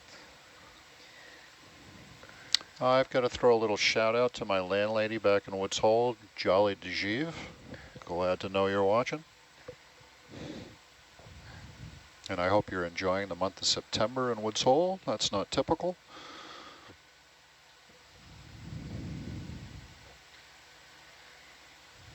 That good? Good? Opening the jaws. Awesome. Jacob Very confirming nice. sample number. Excellent Oh, sample. and I'm going to wiggle them a little. That is sample 13. Copy. Hold up. Opening the jaws. Closing the jaws. We're getting some really good samples. Yeah. There's someone says we're trying to make seafood Perfect. salad. Nice. All right, let's stow the arm. I'm bringing the bio box in. Question from the audience asking how these different corals will change as we bring them up, with pressure as we bring them up to the surface. We're at 1,300 meters, so we're kind of the boundary where we expect them to maybe not come up alive. Shallower than that, or even around this depth, some species we can come up alive. In fact, there's big efforts right now to try to figure out ways to keep them alive for extended periods of time. That's easier when working with corals that are shallower than this. Sure. Depth is the change in depth is a challenge for multiple All right, reasons. as we head out, we're going to head 140. So they'll inflate as they come out. Got it, another gold star for me. I don't think you notice any changes. We'll maintain that are 0.2 perceivable knots. with your eyes. Oh, okay. I missed Beyond heading the fact 140. that, you know, the polyps 140. will be all retracted 140. and you won't see them. For many species, you won't see them come out again. I see. They kind of like Bridge in their nav. protective or contracted position. That's why it's important to have a good zoom Yeah, before. right. So we know what they look like when they're in their habitats. Can we step up undisturbed. 50 meters at bearing And then 140? obviously we'll learn a lot from that, and then with samples we learn from their morphology, and then from their DNA. So we study. That's how we can identify them and learn a lot of things about them. You know. Excuse me, Santiago, I'd like to top off pump 13. I think we're in a good spot to resume that. So Yeah, it'd I just be agree. a few more minutes. Okay, Yep. turning it back on. You know, it might behoove us to spend a moment trying to get that sediment off the basket before we do much more pumping. I can just do a couple heading changes and try and get that dirt off. Oh, that's a good idea. So yeah, Okay. Ned, you see in the left top corner of the ROV basket in this camera, Hey, we've been doing so well with the claw. Let's use the claw. there's a clump of mud. Oh, yes. I don't know if you noticed, but I buried the whole port side there at one point. So I'm in So you depth. say, are we going to stay here for a bit? Yeah, I'm just going to wiggle back and forth, rotate the heading hard to try and get the... Sure. Do you want us to hold and track right now, then? What's that? Do you want us to hold then? We have enough Yeah, slack still, right now. I'll get moving again. Okay. Yeah, we're gonna wait a few minutes to get that And I'm sediment just gonna off, but we I'm gonna don't- drive we ahead don't as hard collect as it in I the can. filters.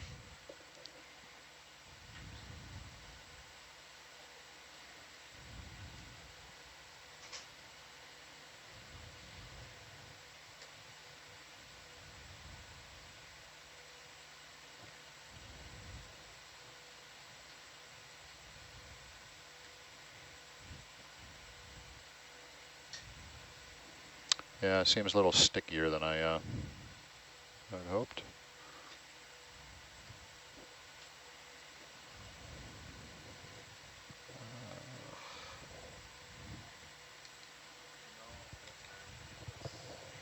Okay, heading uphill a little.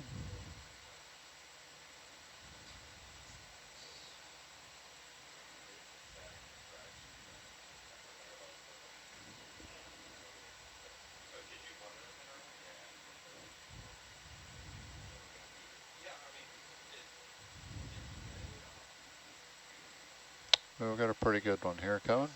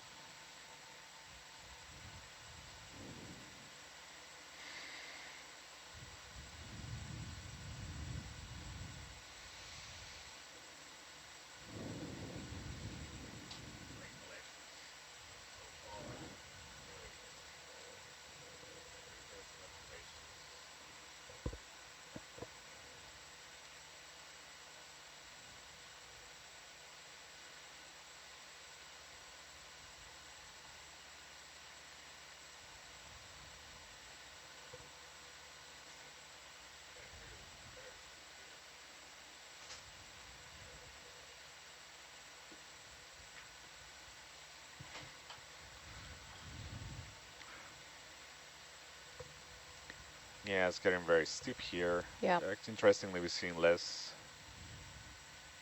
sponges and less corals.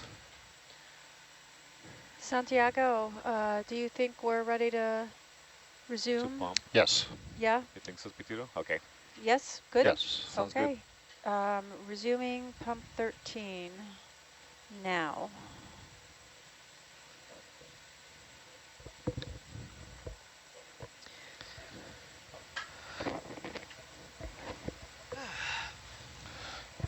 Santiago, So heading that Yep. 140. can you reference, we've got questions coming in Okay. about, collections, when we're collecting, we're not taking a single organism, right? We're taking things that we've noticed, that we've seen a few times and already in the dive. Yeah, we're trying to, the target for the collections is to get a representative sample of the animals that we see that are common here, although rare things that are also valuable, of course. We try to combine both. Um, and, with those samples, they will end up in the Comparative Zoology Museum in Harvard University, where they can be publicly accessible by any researcher that is trying to study them. Reminds Data, me of what the astronauts see. turned off the pump for pump 13. Just the way We've it's topped it shaped off. and Sounds The good. pumping is complete on that one. Let me know when you start the next one. Excellent. What was the depth interval in that one? It's like 20 meters, 30 meters? Let's see. So we started at 1350 and we ended at 1223. Okay. So That's yeah, pretty good. We can sort of take a short pause and then I'll start with the next. Yeah. Sounds like a good plan? Sounds great. Okay.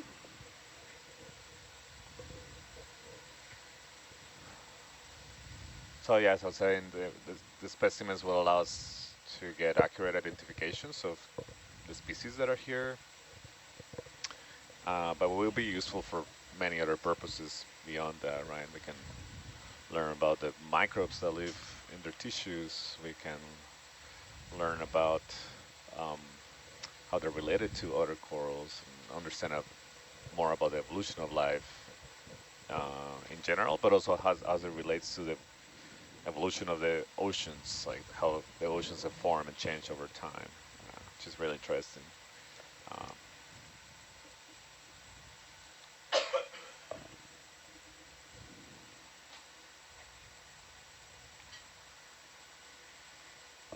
Yeah, but we're seeing less creatures here on the rocks, interestingly.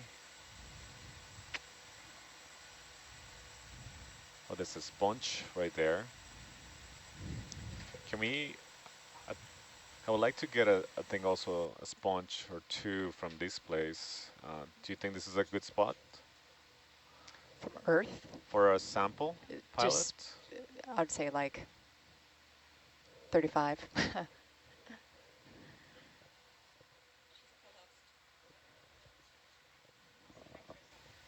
Thank you.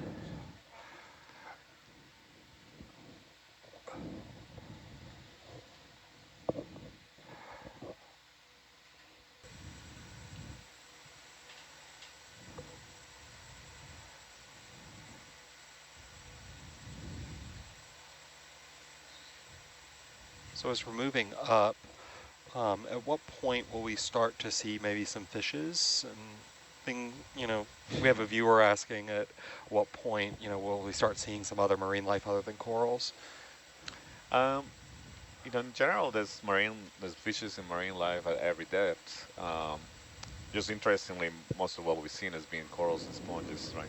We know that they are the most common creatures in the seafloor and the deep sea. But you're right, we haven't really seen any fish. Interesting observation. Some jellies. Some jellies, right? Yeah. No fish. Fish are hard to predict where they will be, right? They move and then a lot of them just get scared by the lights and the noise of the ROV. Some are attracted to it, but it's hard to predict where and Where when they're we gonna will be. see some of these creatures. Sometimes we get lucky and see a lot of them. Sometimes we don't, and it's one of those things that we're still trying to figure out why. Um, so this is, exploratory nature. We have never seen this part of the deep sea before, and um, we're learning as we go through this dive. We're going to head in direction 145. 145. Bridge nav.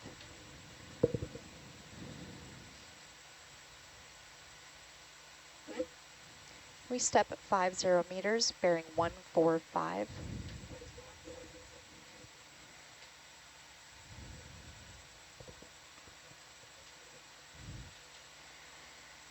Santiago, once we hit 1,200 meters, I will start on the next. Good? Roger, good idea. Okay.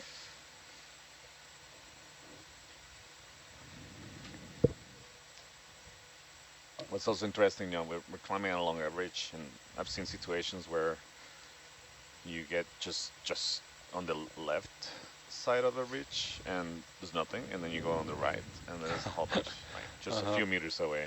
So those transitions can happen, and so there's a lot of small scale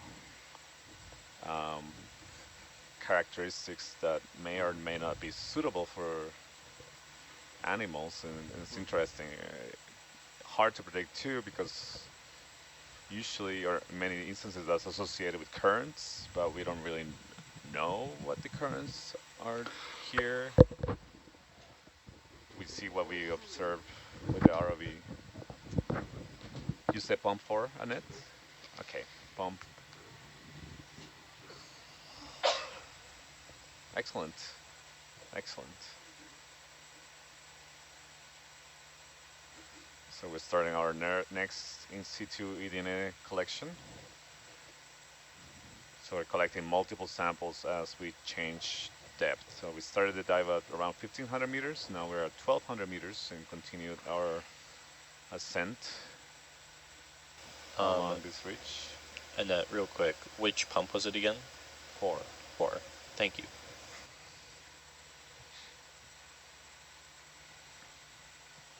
Because it's also steeper, it's harder to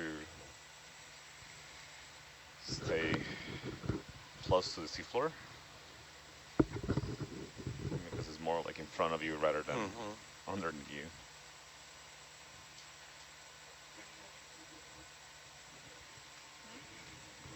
Yeah. Yeah, we can, in feed 2, we can kind of get a perspective of that. Into the deep.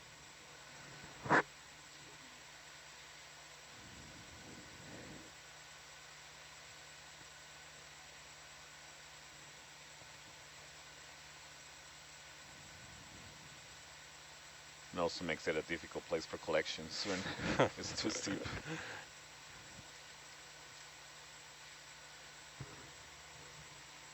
Yeah, but you see those broken off lava pillows. Some of them are still intact, some of them are broken down in many pieces. You can see a lot of fragments scattered around. I think we have now 3 rock collections in the ROV. Is that right? 3 I believe, rocks? right? 3. Jacob, can you confirm? 2 in the boxes and 1 in the crate.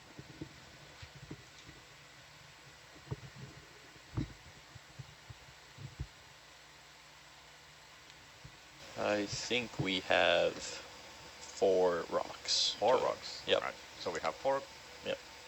We have 4 corals and 4 rocks. Very square. Yeah, we should probably try to get a few sponges too when we get a chance.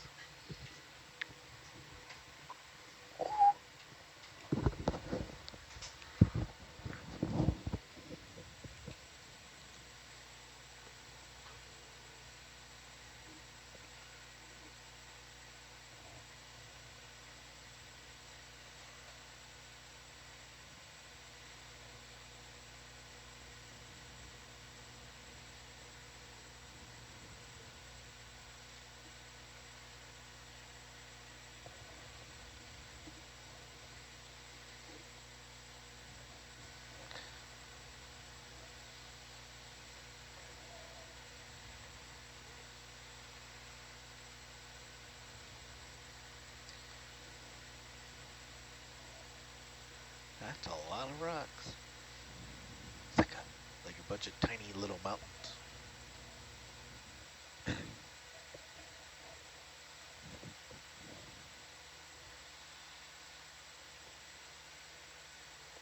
Yeah, I see a lot of small pieces of rocks. I see some corals coming up. We had a geologist here. They're like, they would say that these aren't just rocks. These rocks tell a story.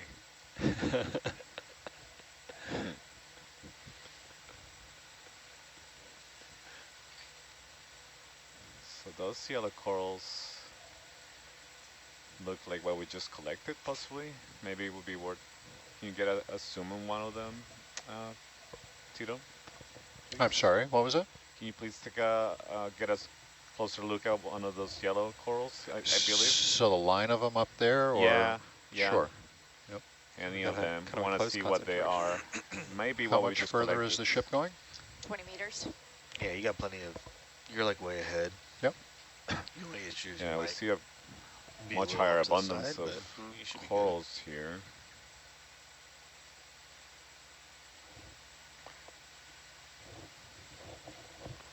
On a sponge as well.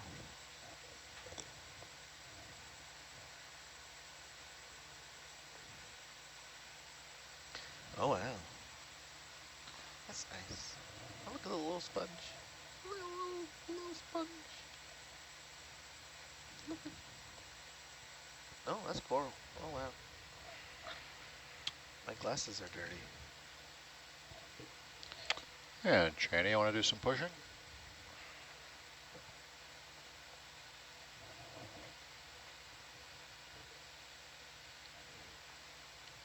Yeah, that looks like what we just collected.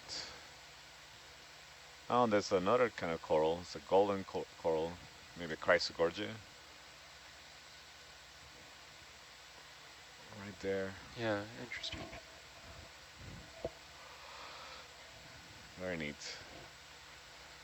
Keynote. Jacob, did you make a note of this outcrop?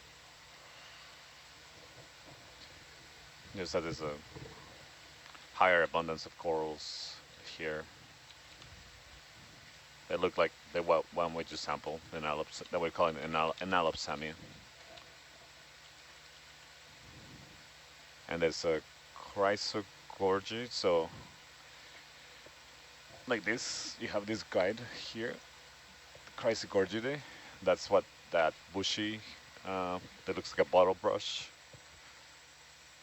on the bottom left corner of the screen. Have we seen any of those yet? I think we saw one in the distance earlier, Okay. but this is a much better look at it. Yeah, it's definitely that family. My guess is the genus Chrysogorgia. There are many, many species in that genus.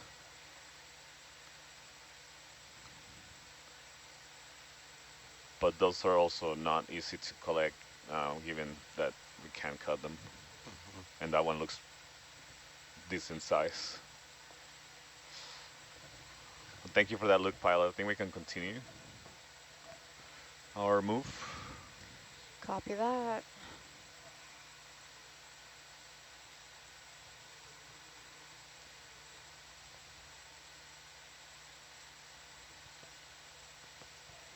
All right, we're going to go in heading 147.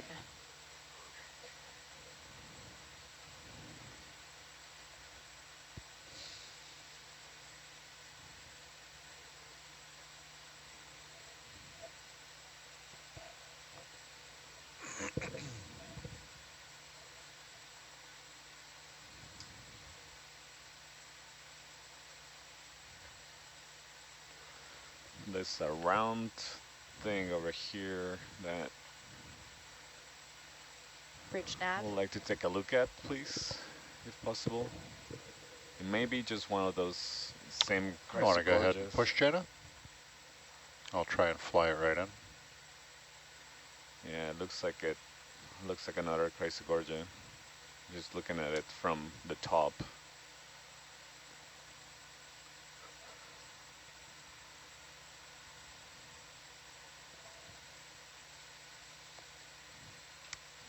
That's what it is. So I believe that it's saying that what we just saw on that outcrop, or at least very similar. Thank you.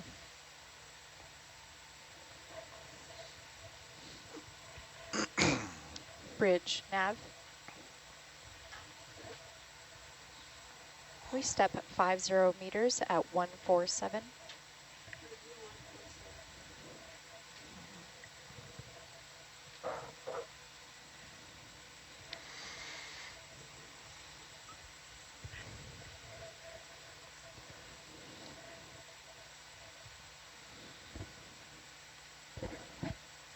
Let's see an anemone on the ledge and several other small colonies of that yellow enallopsammia coming up.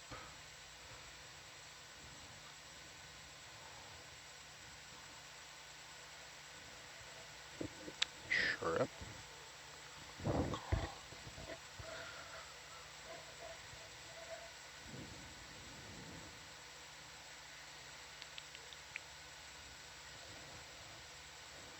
So we have a question wondering, like, is there certain types of rock that corals will colonize, or is it just kind of where they happen to land?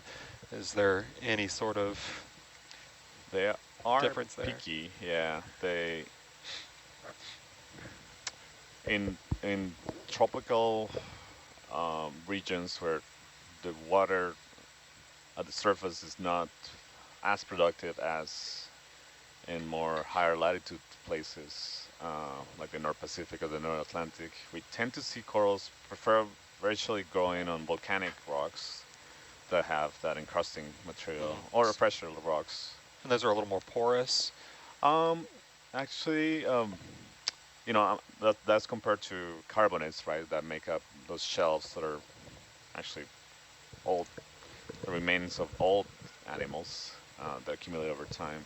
I think there's a couple of ideas behind that. One is that these are much more stable. The carbonates can dissolve and kind of pull apart. As you can see, all the sand, that's what that is, the erode. So it may not be as good of a habitat if the corals are trying to, or the sponges are trying to Really have a repel. permanent attachment. But it's also possible that they may be using some of the minerals associated with the rocks as nutrients. Now, that's one idea that we were kind of playing with. And it's not really, we don't have a lot of evidence for that, but it's one of those observations that could be leads in some interesting discovery. Yeah, interesting. So this looks like a different coral that we haven't seen before. Janie, you want to push? Yeah, it'll be great to take a closer look. It's one of the bigger ones that we've seen so far.